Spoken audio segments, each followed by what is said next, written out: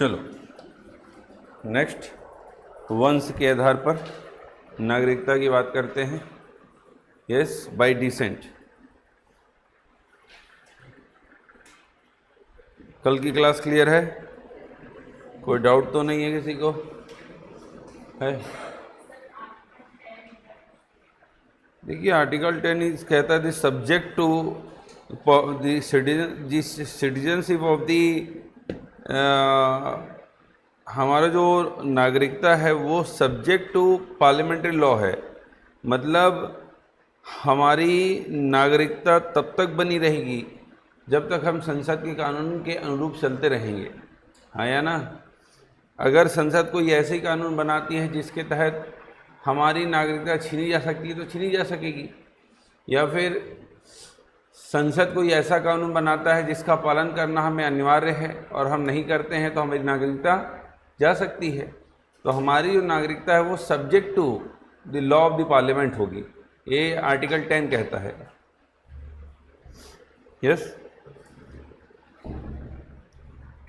चलिए next study बनाइए, वंश के आधार पर नागरिकता। ठीक है, बाय डिसेंट।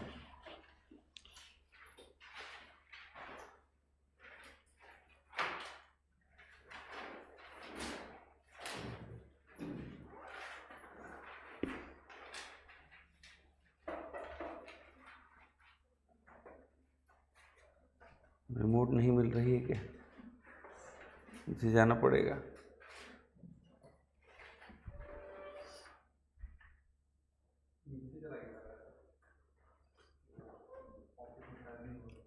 नहीं, वहाँ पर है एक रिमोट।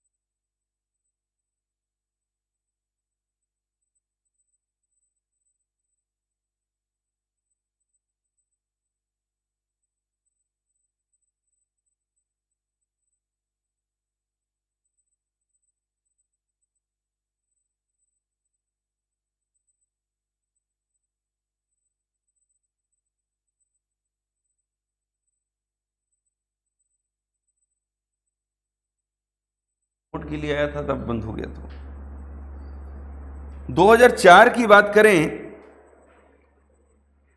तो 2004 के बाद से एक क्राइटेरिया डाली गई कि ये वाली जो तो है 1992 के बाद वाली जो है वो तो सेम रहेगी, बस इसमें ये कह दिया गया कि 1 साल के अंदर अंदर, हाँ है ना, इंडियन कॉन्सुलेट में जाकर, भारतीय दूतावास में जाकर अपने बच्चे का क्या करवा लो, रजिस्ट्रेशन करवा लो कि वो यहां जन्म लिया है। क्लियर हो पा रहा है? मतलब अगर अब पढ़ना है तो इन दोनों को एक साथ पढ़ना पड़ेगा, ये दोनों अब एक साथ अप्लाइड है, ये वाली और ये वाली। क्लियर हो पा रहा है? लिख लो।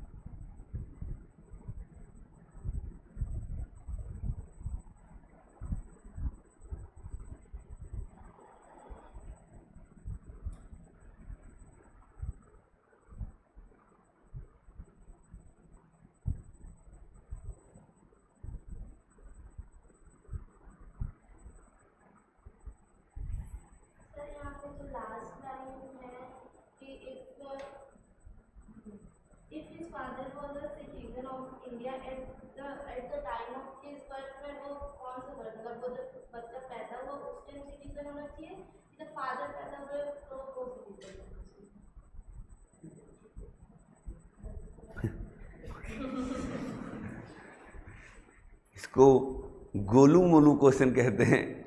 यस, देखिए हम फादर को सिटीजनशिप नहीं दे रहे हैं, हम किसको दे रहे हैं, लड़का को। ओकर लड़का है भारत के सिटीजन है और नहीं है, हमारा ये देखना है। अब अगर ये देखना है तो हम उसके बर्थ के समय ही तो देखेंगे कि उसके पिताजी भारत के सिटीजन हैं या नहीं है, हाँ या ना। ठीक है, तो ठीक है, मान लीजिए एक बच्चा पैदा हुआ, अब उसके समय हम ये कैसे देखेंगे कि उसके पिता अपने जन्म के समय भारत के नागरिक थे या नहीं, हाँ या ना।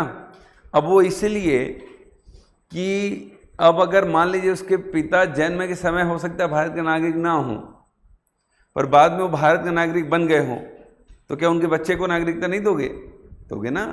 तो बस ठीक है, उसके पिता उसके जन्म के समय कहाँ के नागरिक हों, भारत के नागरिक रहे हों। ठीक है, फिर नेक्स्ट, यदि उसका जन्म 10 दिसंबर 1992 को या उसके बाद देश के बाहर हुआ हो, तो उसके माता पिता में से कोई एक उसके जन्म के समय क्या हो, भारत का नागरिक हो।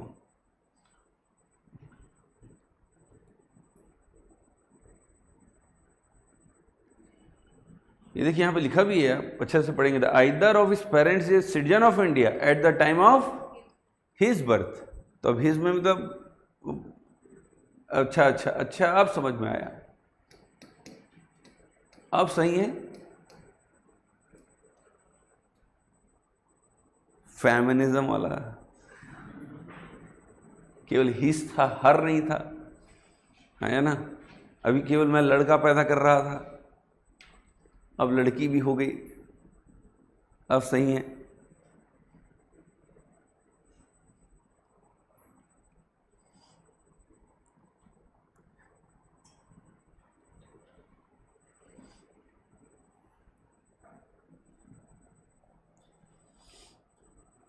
पहले हमारे बुक्स जो होती थी वो भी पुरुष प्रधान हुआ करती थी, ही, हिज, यही सारी चीज़ें लिखी होती थी। यस, फिर समय के साथ उसमें हर और सी वर्ड भी यूज जोड़ा, मतलब ये सोच भी दिखाती है कहीं ना कहीं, इस समय के साथ आना उसे लाना पड़ा। वाई नॉट हमने ही के साथ शुरुआत क्यों की, सी के साथ भी कर सकते थे।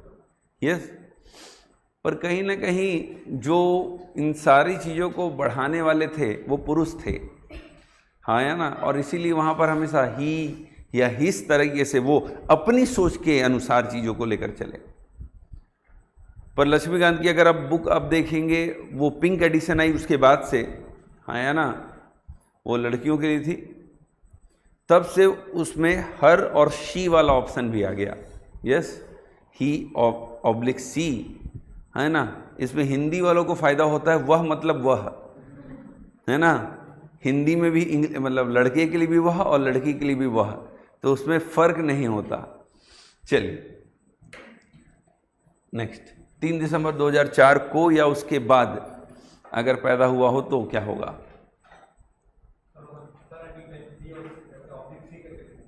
हाँ, अब अगर अब वो देखेंगे तो ऐसा लिखा हुआ है ही, फिर लिखा हुआ है ऑब्लिक सी, ठीक है, हिज ऑब्लिक हर, ऐसा लिखा हुआ मिलेगा।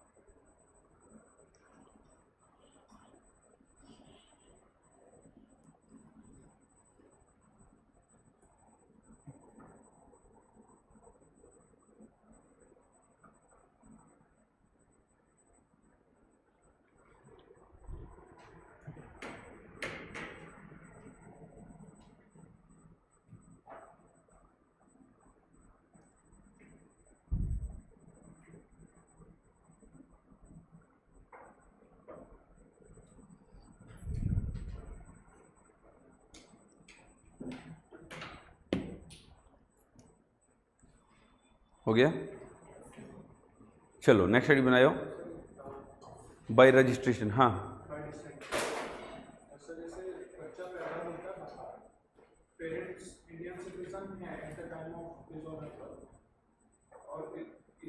फैमिली जो एक्सटेंडेड फैमिली है वो इंडिया में है और रजिस्टर कराते हैं, इंडियन बन गया, बट उसके बाद पेरेंट्स अपनी सिटीजनशिप त्याग देते हैं, तो बच्चे को राइट्स नहीं, बच्चे को राइट्स मिलेंगे ही मिलेंगे, क्योंकि हमें बस ये देखना था at the time of his birth कि इंडिया के सिटीजन है या नहीं है, है ना। और अगर वहाँ से कुछ इश्यूज आती हैं, मान लेते हैं आती है, तो बाय रजिस्ट्रेशन खुला हुआ है आपके पास, by registration you can get the citizenship of India. Yes, तो नेक्स्ट स्टडी बनाइए, पंजीकरण के द्वारा या बाय रजिस्ट्रेशन। यस, जैसे इंडियन कोई सिटीजन है, वो उनका सिटीजन जो मम्मी पापा का है वो यहाँ इंडिया का है, पर वो बर्थ कहीं और दे रहे, तो वो जैसे फॉर एग्जांपल कनाडा में जाके दे रहे या कहीं और दे रहे, तो वो बाद में उसका बेनिफिट उनको बाद में मिल सकता है कि बच्चे को इंडियन सिटीजन ना मिला के फिर कनाडा या जहाँ पर वो बर्थ दे रहे वहाँ का सिटीजनशिप ले सकते हैं। चलो बताते हैं इसको। चलिए हेडिंग बनाइए, बाय रजिस्ट्रेशन, वही पढ़ाने जा रहा हूँ अब, ठीक है। पंजीकरण के द्वारा, बाय रजिस्ट्रेशन, पंजीकरण के द्वारा। देखिए अब दो प्रकार के बेसिकली सिटीजनशिप, 3 और बचे हैं, बाय रजिस्ट्रेशन, बाय नेचुरलाइजेशन और बाय इनकॉर्पोरेशन ऑफ टेरिटरीज। मैंने हेडिंग पॉइंट्स बनवाए थे आपसे कि पंजीकरण के द्वारा, देशीयकरण के द्वारा और क्षेत्र समाविष्टि के द्वारा, ये 3 प्रकार से नागरिकता प्राप्त करने को लेकर के बात की गई है।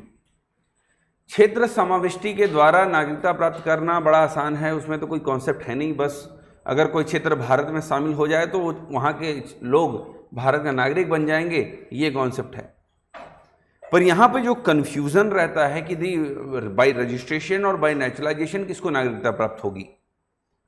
यस, रजिस्ट्रेशन के द्वारा या नेचुरलाइजेशन के द्वारा या फिर पंजीकरण के द्वारा और देशीकरण। मैं जो वर्ड बोल रहा हूँ आप समझ पा रहे हैं मैं कौन से वर्ड बोल रहा हूँ? ये पॉइंट्स मैं कल बनवा चुका हूँ कि आपको नागरिकता किस किस आधार प्राप्त होती है, हाँ या ना, उसी को देखिए। तो पंजीकरण के द्वारा, मैं नेक्स्ट हेडिंग बनवाया हूँ पंजीकरण के द्वारा। पंजीकरण के द्वारा उन व्यक्तियों को नागरिकता प्राप्त होती है जो भारतीय मूल के हों। सबसे पहला पॉइंट लिख लीजिए, ठीक है। इंडियन ऑरिजिन, कहां क्या हो, इंडियन ऑरिजिन हो, भारतीय मूल के हो। ऑरिजिन मतलब उनकी शुरुआत कहां से हुई हो, भारत से। वो उनके दादा दादी, उनके नाना नानी, आप कहां से जुड़ा हो, आपका भारत से जुड़ा रहा हो। यस, इंडियन ऑरिजिन होना आवश्यक है उसके लिए। यस, भारतीय मूल का होना, भारत से जुड़ा होना जरूरी है भाई, पंजीकरण के द्वारा, रजिस्ट्रेशन के द्वारा नागरिकता प्राप्त करने के लिए। जबकि नेचुरलाइजेशन, देशीकरण, जब मैं बताऊंगा, वो इसके जस्ट विपरीत है। वो उन व्यक्तियों को नागरिकता देने की बात करता है जिसका कभी भी भारत से कोई जुड़ाव रहा ही नहीं है। यस, कि बेसिकली मान लेते हैं कि आई एम ऑस्ट्रेलियन सिटीजन का। यस, अरे वहां मतलब वहां की लाइफ अच्छी है, पॉपुलेशन कम है। यस, और काम वहाँ पर मतलब काम बड़ी आसानी से चीज़ें मिलती हैं, मेहनत उतना नहीं है जितना हमें इंडिया में करने की ज़रूरत पड़ती है। आप वहाँ लाइफ एंजॉय करते हैं। यस, इसीलिए आप वहाँ देखेंगे कि वो लोग एक पर्टिकुलर पॉइंट पर कमाते हैं, फिर वो घूमने निकल जाते हैं, घूम फिर के मन लगा के इंडिया वगैरह वीडियो यूट्यूब बना के डाल वाल के फिर वापस देश में जाते हैं और फिर अपनी नौकरी ज्वाइन करते हैं कोई भी, क्योंकि वहाँ नौकरी मिलना उनके लिए बड़ा आसान है। यस, जबकि हम अगर कोई प्राइवेट 6,000 रुपये की नौकरी भी कर रहे हैं तो 1000 बार सोचना पड़ता है कि यार कैसे छोड़ दें, दोबारा मिलेगी कि नहीं मिलेगी। इसके पीछे की डर जो है वो इंसान का कई बार, देखिए बेसिकली एक तो पॉपुलेशन बहुत मन लगा के बढ़ रही है देश की, है ना, हम तो हमारे 10 के हिसाब से चीज़ें बढ़ रही हैं और पॉपुलेशन बढ़ती ही जाएगी, हाँ है ना। और दूसरी तरफ पॉपुलेशन और दूसरा जो नौकरी ना मिलने की जो वजह है इस देश में, वो क्या है कि एक किसान है, उसका बेटा स्कूलिंग कर लेता है, फिर कॉलेज की पढ़ाई कर लेता है। अब वो नहीं चाहता कि मैं किसानी करूं, खेती किसानी करूं, अब वो चाहता है कि मैं भी पढ़ा लिखा हूं और मैं तो अब कोई नौकरी करूंगा।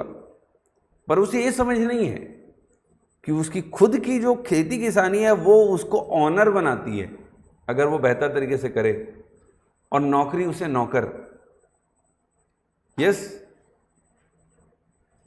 एक व्यक्ति प्लम्बर है, उसका बच्चा पढ़ रहा है अच्छे स्कूल में, और जब पढ़ के निकल जाता है तो उसका बच्चा अब इंजीनियर बनकर कहीं और नौकरी करना चाहता है, वो प्लम्बिंग नहीं करना चाहता। अब मैं एक एग्जांपल देता हूं कि एक व्यक्ति थे, वो प्लम्बर हैं, कोरबा में हमारे घर का काम हम देखते थे। उसके बेटे ने पढ़ाई की, इंजीनियरिंग की। उसके बाद फिर एक बार वो मुझसे मिले तो मुझसे बोले कि भैया कुछ नौकरी वोकरी होगा तो देखना इसके लिए।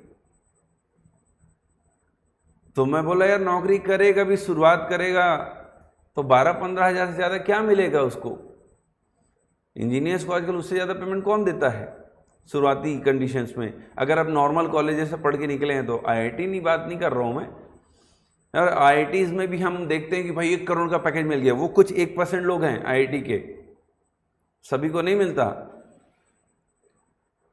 तो मैंने उनसे कहा कि आपका काम तो बढ़िया है, इसको सिखाओ उसको, वो उससे ज़्यादा कमाएगा, अपने काम का खुद ऑनर रहेगा। पर हम जब पढ़ लिख लेते हैं तो कई बार इन काम को छोटा समझते हैं। ये बड़ी खतरनाक चीज़ है। कोई काम छोटा होता नहीं है, नहीं होता, हमारी सोच छोटी होती है। फॉरेन कंट्रीज में जाओ, वहां पढ़े लिखे लोग ये सारे काम कर रहे हैं। यस, वेल एजुकेटेड है पर कर रहे हैं काम, क्योंकि वो उन कामों को क्या नहीं मानते, छोटा नहीं, वो एक काम का ही प्रकार है। तो भारत में आप एक चीज देखेंगे तो गैप बढ़ गई है। कुछ नौकरियों में भीड़ है तो कुछ जगह पूरी खाली पड़ गई है। यह बेरोजगारी का सबसे बड़ा कारण है। Yes, the gap between the, कि हर व्यक्ति को शहर में आकर रहना है और काम करना है। गांव में रहकर अपनी, इवन अगर आप देखेंगे कि कई पढ़े लिखे लोग इवन जो फॉरेन कंट्रीज में जाकर काम कर रहे थे, आईआईटी एनआईटी ग्रेजुएट्स, वो आज अपनी नौकरी छोड़कर वापस कहाँ आना चाह रहे हैं? गांव में। और क्या कर रहे हैं? खेती किसानी शुरू कर रहे हैं, क्योंकि उनको समझ में आ चुका है कहीं भी रह लो, अपना काम सबसे बेहतर। यस, किसी का दबाव नहीं होता आपके ऊपर। आप, आज मेरा मन नहीं करेगा कोर्ट नहीं जाने का, मन नहीं जाऊंगा, पर ऐसा नहीं करूंगा मैं बट मैं अपने अपने मर्जी का मालिक रहूंगा ना भाई। समझ पा रहे हैं? नौकरी में ये चीज नहीं मिलती। नौकरी में आप अपने मर्जी के मालिक नहीं हो पाते, वहां पर आपको कार्य करना पड़ता है। अगर आप ये सोचते हैं कि सरकारी नौकरी में मैं तो अपनी मर्जी का मालिक हो जाऊंगा, तो सबसे खतरनाक तो सरकारी नौकरी है, जहां आपको दिन रात कार्य करने हैं। वो अलग बात है, पैसे भी कमाते हो, पर काम करना पड़ता है। तो भारत में जो नौकरियों की कमी दिखाई दे रही है, वो कमी क्रिएट किया जा रहा है, कमी है नहीं। क्योंकि जैसे जैसे जनसंख्या बढ़ेगी, मांग बढ़ती है, और मांग नौकरियां बनाती है। यस, पर हम अब देखिए चाइना, अब चाइना में भी तो जनसंख्या अच्छी खासी है, पर वहां नौकरी की कमी नहीं, क्यों नहीं है? क्योंकि हर कोई वहां एंटरप्रेन्योर है। वहां एमएसएमई सेक्टर घर घर पे चल रहे हैं। यस, हर छोटे छोटे, जैसे अब कभी दिल्ली जाइए तो दिल्ली में द्वारका हो गया, नोएडा हो गया, यस, चांदनी चौक वाला एरिया हो गया, या जितना भी ओल्ड दिल्ली है, वहाँ उस तरफ जाइए तो छोटा छोटा घर, पर हर जगह प्रोडक्शन हब। कोई कपड़ा बना रहा है, तो कोई कॉपी पेस्ट बना के जूता बना दे रहा है, रिबॉक जूता बन जा रहा है, फिर से एडिडास के शूज बन जा रहे हैं। यस, मेरा एक फ्रेंड था जो साथ में हमने इंजीनियरिंग किया था, उसने वहाँ पर अपनी वो चार्जर, हेडफोन सेट वगैरह के वो फैक्ट्री डाल ली थी। आज वो अच्छे लेवल पर काम कर रहा है। यस, जब उसने शुरुआत की थी तो द्वारका में इतना ही बड़ा सा उसका रूम था, जितने में उसने काम शुरू किया था, बस उतने पे मशीन किनारे में लगा था, उसी से वो लोग हाथ से बनाते थे। आज उसका बड़े बड़े फैक्ट्रीज हैं आजकल। अब वो धीरे धीरे अपने ब्रांड को ऊपर लेकर आ रहा है। एक समय आएगा कि वो ब्रांड भी आप हो सकता है नाम सुनेंगे या जानेंगे।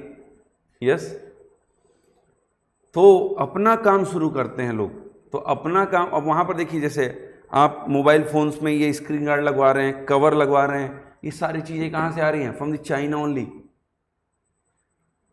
आपके मोबाइल के अंदर के एक एक इक्विपमेंट्स चाइना से बनकर आते हैं, क्योंकि वहाँ हब है प्रोडक्शन का। उन्होंने अपने आप को ऐसा बना लिया कि कुछ भी बना रहे हो। सोलर पैनल लगा रहे हो, कहाँ से? चाइना। कैमरास चाइना, सब कुछ। यस, इवन आईफोन जो स्क्रीन गार्ड भी यूज कर रहा है वो सैमसंग से यूज कर मांगता है, और वो भी चाइना से आता है। यस, जो स्क्रीन हम यूज करते हैं ना आईफोन्स में, ये सैमसंग से खरीदता है आईफोन। स्क्रीन की क्वालिटी सैमसंग से अच्छी कोई नहीं दे सकता, इसलिए वो खरीदता है। तो ये सारी चीजें हैं। तो कई बार, बट डेफिनेटली भारत में एक डर हमेशा क्या है कि हमारे परिवार के लोग हमें व्यापार करने से रोकते हैं, क्योंकि हमेशा डर होता है कि व्यापार कभी भी डूब सकता है। और सरकारी नौकरी में फायदा ये होता है कि तुम एक बार लग गए तो इसे लगा डाला तो लाइफ झिंगा लाला वाला कॉन्सेप्ट। यस, कि एक बार नौकरी में आ गए तो तूफान आ जाए, भूकंप आ जाए, कोविड आ जाए, लॉकडाउन आ जाए, तुम्हारे अकाउंट में तुम्हारी सैलरी तो जरूर रहेगी। यस, तो ये जो बेनिफिट गवर्नमेंट जॉब में भारत में है, ये भारत में गवर्नमेंट जॉब को अट्रैक्ट करती है लोगों को अपने तरफ। यस, और इसीलिए लोग इतने भीड़ में इतनी मेहनत कर रहे हैं कि नहीं हमें सरकारी नौकरी मिले, यही कारण है। यस, क्योंकि जैसे हमने फिजिक्स में पढ़ा था या फिर हमने साइंस में पढ़ा था कि यूनिवर्स का हर एटम स्टेबल रहना चाहता है। इफ दे बिकम अनस्टेबल, वो ब्लास्ट करेंगे एंड न्यूक्लियर बन जाएगा। न्यूक्लियर, बहुत सारी एनर्जी जनरेट होगी और बहुत तबाही होगी। हर कोई स्टेबल रहना चाहता है। वैसे ही इस देश का हर व्यक्ति या हर आदमी भी क्या रहना चाहता है? स्टेबल रहना चाहता है। और स्टेबिलिटी सरकारी नौकरी से ज़्यादा कोई नहीं दे सकता, ये रियलिटी है।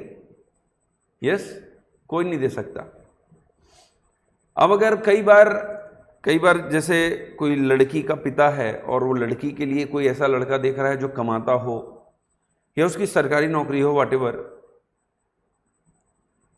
तो कई बार आजकल वो सोशल मीडिया में ट्रेंड चल रहा है लड़की के परिवारों को उस पर सुनाने लग जाना कि तुम नौकरी वाला ढूंढ रहे हो वगैरह वगैरह। तो मुझे गलत लगता है। मुझे हमेशा ये चीज़ सही लगता है कि पिता अगर ये देख रहा है कि बचपन से मैं अपनी बेटी को प्रॉपर स्टेबल मैनर में बहुत अच्छे से रखकर चल रहा हूँ, तो आने वाले समय में भी मेरी बेटी उस तरीके से ही रहे, तो उसका वो दायित्व भी बनता है और वो ऐसा कर भी सकता है। हाँ या ना?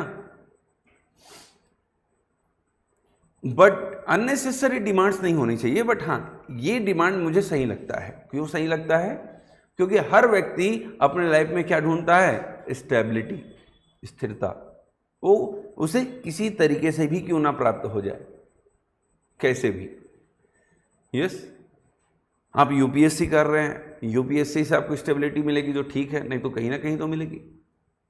यस, चलिए, तो बाय रजिस्ट्रेशन की जब हम बात करते हैं पंजीकरण के द्वारा, तो मैंने बताया if you are Indian origin, अगर आपका जुड़ाव इंडिया से है तो आप भारत के क्या बन सकते हैं? नागरिक बन सकते हैं। कैसे? कुछ स्टोरीज देख लेते हैं, है ना? इसको स्टोरीज के थ्रू ही समझेंगे तभी समझ में आएगा बाय रजिस्ट्रेशन। यस, यहां पे मैं फैक्ट्स बिल्कुल नहीं पढ़ाता, मैं यहां पर केवल यहां पर कॉन्सेप्ट समझाता हूं, और वो भी कहानी के थ्रू। मान लेते हैं एक पुरुष और एक महिला हैं जो विदेश चले गए रहने। कहां चले गए? और उन्होंने अपनी नागरिकता छोड़ दी। क्या छोड़ दी? पहले वो कहां के नागरिक थे? भारत के। पर वो कहां रहने चले गए? मान लेते हैं यूएस, अमेरिका चले गए। अमेरिका जाने के बाद उन्होंने भारत की नागरिकता छोड़ दी और कहां की नागरिकता प्राप्त कर ली? अमेरिका की नागरिकता प्राप्त कर ली। वो अमेरिका के नागरिक बन गए, वो भारत के नागरिक नहीं है। यस, पर वो कभी भारत के नागरिक थे। 10 साल बाद, 15 साल बाद उनको ये लगता है कि जो मजा इंडिया में है, मैं किसी को गाड़ी से ठोक नहीं पा रहा हूं। यस, मुझे घर में जाकर चेहरा धोना नहीं पड़ रहा है, इतना धूल नहीं दिख रहा मुझे इंडिया जाना ही पड़ेगा। तो वो इंडिया वापस आना चाहते हैं। उन्होंने भारत की नागरिकता क्या कर दी थी? छोड़ दी थी। परंतु अब वो वापस इंडिया आना चाहते हैं और भारत में नागरिकता के लिए अप्लाई करना चाहते हैं। यस, तो किसके थ्रू अप्लाई करेंगे? दी बाय रजिस्ट्रेशन। एग्जांपल लिख लो, अक्षय कुमार। कौन? अक्षय कुमार। अक्षय कुमार कहां के नागरिक थे? अरे कहां के? वही पूछ रहा हूं। फिर कहां के लिए अप्लाई किए हैं? बाय रजिस्ट्रेशन, पंजीकरण के द्वारा। क्लियर हो पा रहा है? फिर एग्जांपल ले लेते हैं। एक पुरुष और एक महिला भारत में थे। भारत छोड़कर वो चले जाते हैं अमेरिका। अमेरिका जाकर उन्होंने भारत की नागरिकता छोड़ दी और कहां के नागरिक बन गए? अमेरिका के नागरिक बन गए। फिर वहां पर उनका एक बच्चा हुआ। क्लियर हो पा रहा है? समझ पा रहे हैं आप लोग मेरी कहानी को? अरे हाँ या ना? अब वो वहां पर उनका एक बच्चा हुआ और उन्होंने अपने बच्चे को अमेरिका की नागरिकता दिला दी। कहां की नागरिकता दिला दी? वो अमेरिका का सिटीजन हो गया। 10 साल बाद उसे लगा, या 15 साल बाद, 20 साल बाद, 25 साल बाद उसे ऐसा लगा कि उसे कहां की नागरिकता प्राप्त करनी चाहिए? भारत की। तो वापस आकर वो कहां के लिए नागरिकता अप्लाई कर सकता है? भारत के लिए, बाय रजिस्ट्रेशन। क्लियर हो पा रहा है? आप इस तरीके से भी भारत की क्या प्राप्त कर सकते हैं, नागरिकता प्राप्त कर सकते हैं। ठीक है, और सुनिए बाई रजिस्ट्रेशन का कॉन्सेप्ट। रजिस्ट्रेशन का सिंपल सा कॉन्सेप्ट है कि आपका भारत में जुड़ाव होना आवश्यक है, बस। कहीं भी ये लाइन सुन जाएंगे तो बाई रजिस्ट्रेशन टिक कर दीजिएगा, यस। तीसरा, यदि आप भारत के नागरिक हैं, सबसे पीछे व्हाइट शर्ट, यस है ना, और फिर तुम जा रहे हो घूमने रशिया और तुम्हें अपनी मम्मी के लिए एक बहू मिल गई वहां, और तुम उसे लेकर आ गए कहां, इंडिया, और उसे इंडियन भी भारतीय भाषा हिंदी भी सिखा दी और थोड़ी थोड़ी छत्तीसगढ़ी भी। और जब आकर वो तुम्हारी मम्मी के सामने छत्तीसगढ़ी बोली तो तुम्हारी मम्मी उसकी फैन हो गई, ये विदेशी है छत्तीसगढ़ी बोला थे, मैं तो एकले बहू बना हूं। तो अब जब तुम्हारी मम्मी अब रेडी है कि वो तुम्हारी बहू, उनकी बहू बनेगी, अब तुमने उसके साथ विवाह कर ली, you are a Indian citizen, आप भारत के नागरिक हैं, पर वो नहीं थी। वो कहाँ की थी, रशिया की। सर अमेरिका भी बोल सकते थे कहीं भी मान लो। अच्छा हुआ मैं बैंकॉक नहीं बोल रहा हूं। तो आप फिर लेकर आ गए और उससे विवाह कर लिया। अब उस महिला को जो भारत की नागरिकता प्राप्त होगी, हाँ या ना, वो प्राप्त होगी बाई रजिस्ट्रेशन, विवाह के द्वारा नागरिकता। पर किससे विवाह, किसी भी भारतीय, हाँ या ना। एग्जाम्पल लिख लीजिए, सोनिया गांधी, किसके साथ शादी किया था इन्होंने, जवाहरलाल नेहरू, राजीव गांधी, राजीव गांधी। आ रहा है समझ में? ये है बाई रजिस्ट्रेशन का कॉन्सेप्ट। मतलब अगर आपका कभी भी भारत में जुड़ाव रहा है और आप अगर भारत के बाहर ही क्यों ना चले गए हों और पुनः भारत की नागरिकता प्राप्त करना चाहते हो, तो बाई रजिस्ट्रेशन आपके लिए नागरिकता हमेशा क्या रहेगी, खुली रहेगी, पंजीकरण के द्वारा। क्लियर हो पा रहा है? अक्षय कुमार इसके एग्जाम्पल हैं, सोनिया गांधी। अब प्रियंका चोपड़ा हीरोइन है, एक्ट्रेस हैं, उनके पति का क्या नाम, निक जोनस। अब मान लीजिए कल को निक जोनस को ऐसा लगता है कि क्यों क्या मैं भारत की नागरिकता ले लूं, हाँ है ना, तो प्रियंका चोपड़ा की नागरिकता के आधार पर वो भारत की नागरिकता के लिए क्या कर सकते हैं, अप्लाई कर सकते हैं बाई रजिस्ट्रेशन के थ्रू। क्लियर हो पा रहा है? यह है मतलब पंजीकरण का सिंपल सा कॉन्सेप्ट ये है कि अगर आप कभी भी भारत से जुड़े हैं, यस, तो पुनः आप भारत में क्या प्राप्त कर सकते हैं, नागरिकता। आपने नागरिकता भारत की छोड़ दी हो या आपके माता पिता ने छोड़ दी हो, दादा दादी ने छोड़ दी हो, इससे कोई मतलब नहीं है। आप भारत की नागरिकता पुनः प्राप्त करने का अधिकार रखते हैं। क्लियर है? यस या नो? एक बार इसकी थ्योरी बुक से पढ़ लीजिएगा जो मैंने समझाया है, ठीक है, लक्ष्मीकांत की। नेक्स्ट, बाय नेचुरलाइजेशन, देशीयकरण के द्वारा।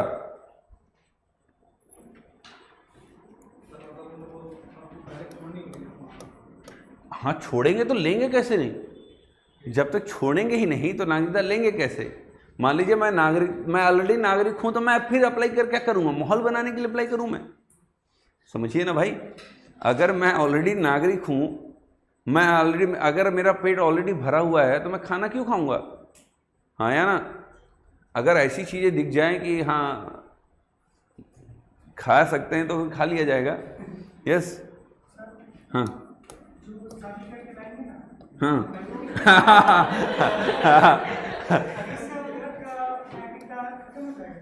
क्या बोल रहे हैं?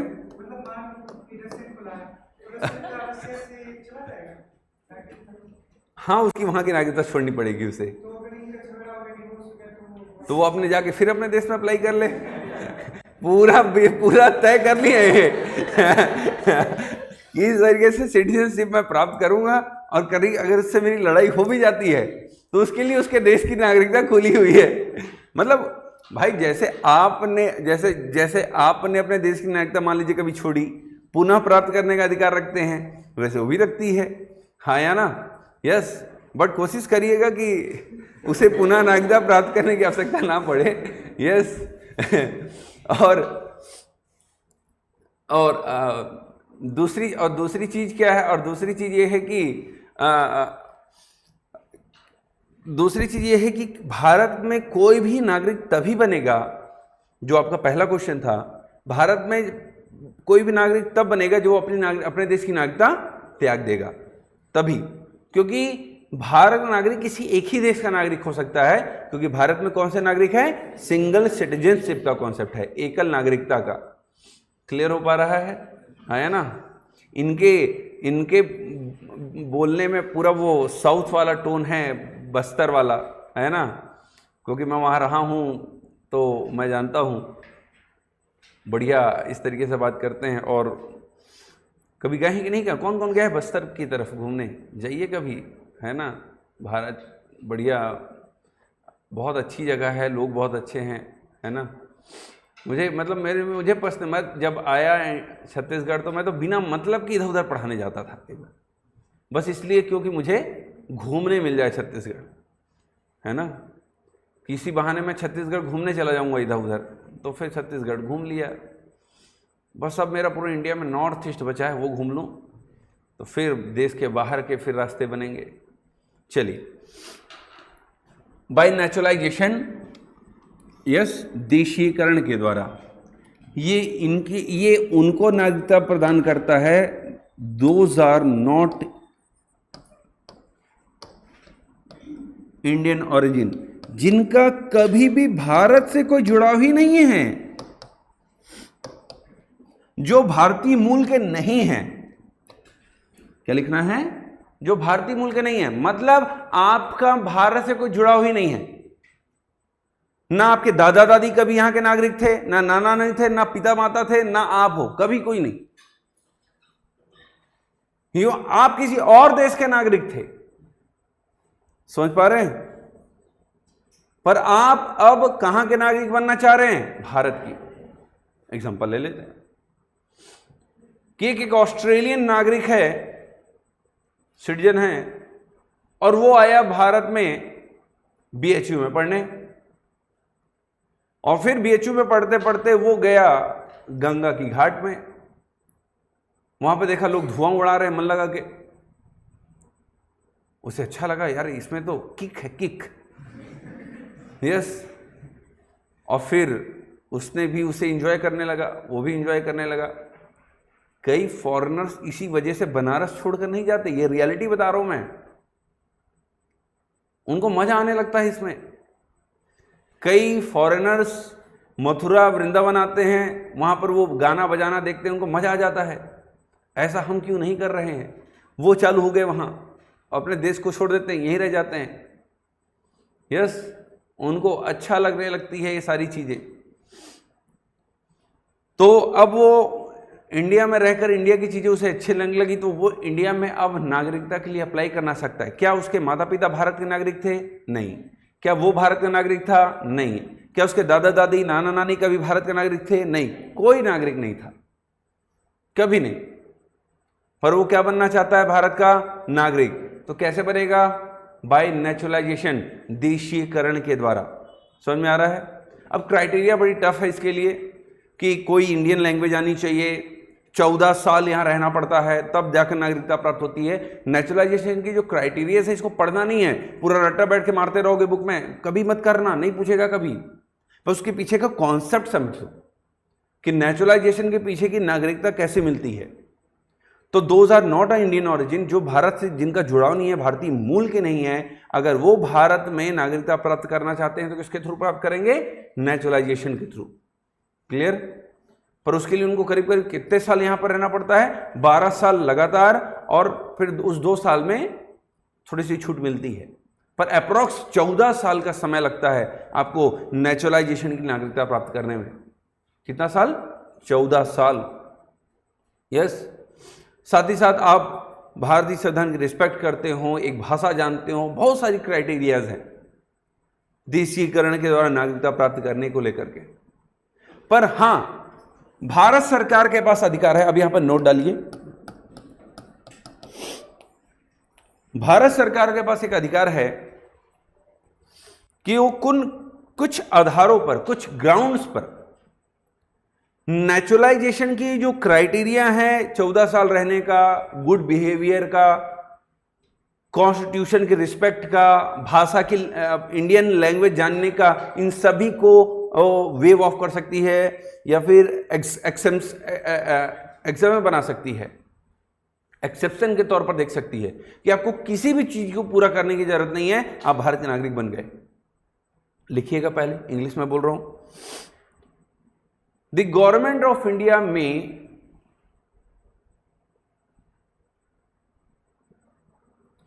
waive, WAIVE, waive all or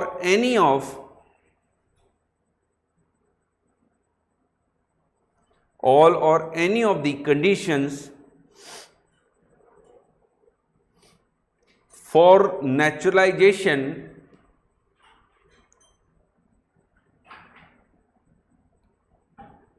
in the case of a person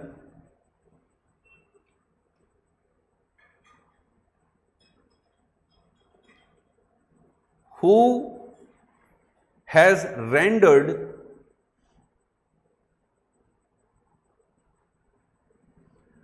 distinguished service to the science, philosophy, art, literature, world peace and human progress,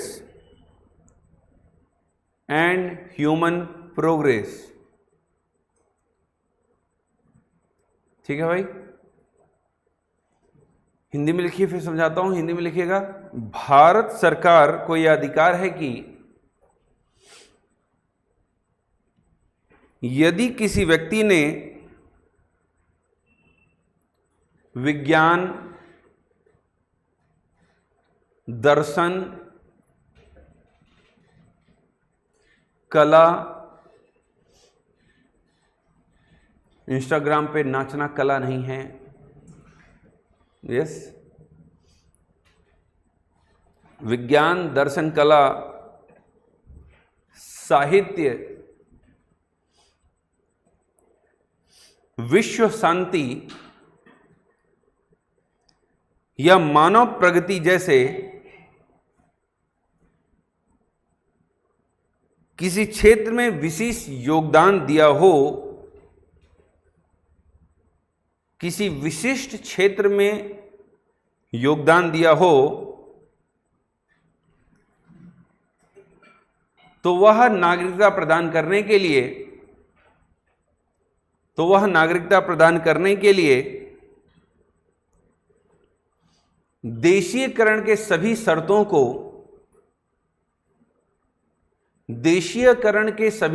को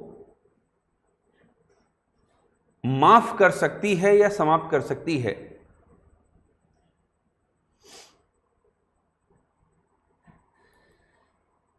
ठीक है, सुनिए, सामान्य तौर पर अगर आपको नेचुरलाइजेशन से नागरिकता प्राप्त करनी है, यस, तो आपको बहुत टफ क्राइटेरिया से गुजरना पड़ता है, क्योंकि आपका इंडिया से कभी जुड़ाव नहीं रहा। पर इंडियन गवर्नमेंट ने कुछ छूट दी है कि अगर आप साइंस, लिटरेचर, आर्ट वगैरह वगैरह, वर्ल्ड पीस, ह्यूमन प्रोग्रेस, अगर इस तरह के कार्यों से जुड़े हैं, तो भारत सरकार डायरेक्ट आपको इंडिया का सिटीजन बना सकती है। एग्जाम्पल लिख लीजिए, दलाई लामा, वो ह्यूमन प्रोग्रेस और विश्व शांति दोनों के लिए कार्य कर रहे हैं, world peace and human progress दोनों के लिए काम कर रहे हैं, विश्व शांति और मानव के विकास के लिए, है ना, मानव प्रगति के लिए, दोनों के लिए कार्य कर रहे हैं। कौन? दलाई लामा। और दलाई लामा को कहां का नागरिक बनाया गया? भारत का, इंडिया का सिटीजनशिप दिया गया इस ग्राउंड पर। दूसरा, अदनान शामी 8 गाना गाते हैं ना, उस ग्राउंड पर इनको नागरिकता दी गई। अदनान सामी, अरे सुना है कि नहीं नाम इनका? वो पहले बहुत मोटे से थे, फिर पतले हो गए और मन लगा कि गाना गाते हैं, है ना। आज भी उनका गाना सुनने में बड़ा मज़ा आता है। यस, अदनान सामी को भी नागरिकता मिली किसके थ्रू? नेचुरलाइजेशन के थ्रू। एंड लास्ट है इनकॉर्पोरेशन ऑफ टेरिटरीज, उसको पढ़ाने की जरूरत नहीं है, क्षेत्र समाविष्टि के द्वारा। अगर भारत मान लेते हैं कि कल को एग्जाम्पल के लिए कि अगर म्यांमार को हम अपने देश में शामिल कर लें, नेपाल को हम अपने देश में शामिल कर लें, तो वहाँ के लोग कहाँ के नागरिक बन जाएंगे? भारत के। यही है इनकॉर्पोरेशन ऑफ टेरिटरीज, ठीक है, क्षेत्र समाविष्टि के द्वारा, ठीक है। चलिए नेक्स्ट हेडिंग बनाइए, लॉस ऑफ सिटीजनशिप, नागरिकता की समाप्ति। इसमें 3 हम पढ़ेंगे, बाय रिनंशिएशन, टर्मिनेशन और बाय डिप्राइवेशन, वंचित करने के द्वारा। सबसे पहले हेडिंग बनाइए बाय रिनंशिएशन, इसको हेडिंग बनाइए, स्वैच्छिक त्याग के द्वारा। यस, स्वैच्छिक त्याग के द्वारा, स्वैच्छिक त्याग के द्वारा। सुनिएगा, यदि आप स्वयं ही खुद से इस देश की नागरिकता त्याग देते हैं, हाँ या ना, अपने मन से, आपके पास अधिकार है कि आप अपने मन से अपने देश की नागरिकता त्याग सकते हैं। कब त्यागेंगे? जब आपको किसी और देश की नागरिकता प्राप्त करनी हो और उस देश में एक क्राइटेरिया हो कि आपको अगर हमारे देश में नागरिकता के लिए अप्लाई करनी है तो अपने देश में नागरिकता छोड़ कर रहिए, तो आप अपनी नागरिकता क्या करके जाएंगे? त्याग देंगे। पर ये कंडीशन तो है, ये तो है कि भाई ठीक है, आप अपनी नागरिकता छोड़ना चाहते हैं तो छोड़ दीजिए, आपकी नागरिकता स्वैच्छिक त्याग द्वारा, कि आप अपने स्वेच्छा से अपने देश की नागरिकता छोड़ दे रहे हैं। बट हाँ, ड्यूरिंग दी वॉर, अगर भारत किसी लड़ाई में भिड़ा हुआ है, भारत पाकिस्तान का युद्ध चल रहा है, भारत बांग्लादेश का युद्ध चल रहा है, किसी का भी, हाँ या ना, तो उस दौरान आपको अपनी नागरिकता त्याग करने का अधिकार नहीं होगा, आप अपनी नागरिकता नहीं छोड़ सकते, हाँ या ना। अब आर्टिकल 23 ये कहता है, यस, कि फोर्स्ड लेबर किसी पर भी अप्लाई नहीं किया जा सकता, हाँ या ना।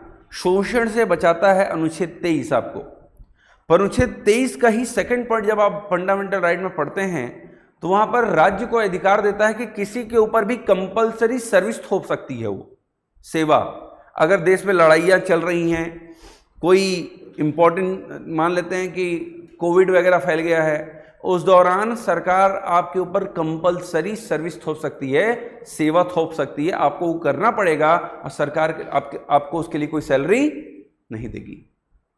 यस, तो युद्ध के दौरान अगर आप अपने देश की नागरिकता छोड़ देंगे तो सरकार आपके ऊपर ये आर्टिकल 23 अप्लाई नहीं कर पाएगी, हाँ या ना। और इसीलिए युद्ध के दौरान आपको अपनी नागरिकता त्यागने का अधिकार नहीं होता।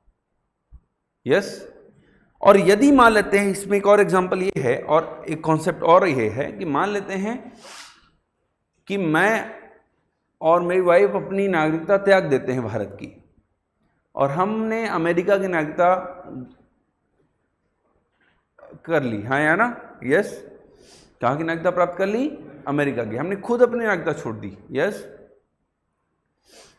तो जैसे ही हमारा जो बच्चा होगा वो 18 साल की एज प्राप्त करेगा, मतलब क्या होगा? मेजर, अभी तो माइनर था वो, हाँ या ना, तो चाहे तो पुनः भारत की नागरिकता क्या कर सकता है? प्राप्त कर सकता है, क्योंकि हमने स्वेच्छा से अपने देश की क्या करी थी? नागरिकता छोड़ी थी। ये अधिकार है उसके पास। यस, क्लियर हो पा रहा है? ठीक है, इसको कल लिखवाऊंगा। बर्खास्तगी के द्वारा मान लेते हैं हम किसी और देश की नागरिकता ग्रहण कर लेते हैं, तो भारत की नागरिकता अपने आप क्या हो जाएगी? बर्खास्त, समाप्त, टर्मिनेशन के द्वारा। और बाई डेप्रिवेशन के द्वारा, वंचित करने के द्वारा, यहाँ पे सरकार आपकी नागरिकता छीनती है, हाँ या ना। कैसे छीनती है कल बताऊंगा, कल सिटीजनशिप को खत्म करेंगे, ठीक है, और कल ही फंडामेंटल राइट शुरू हो जाएगा, ज़्यादा कुछ बचा ही नहीं। कल कौन सा दिन है? शुक्रवार है ना।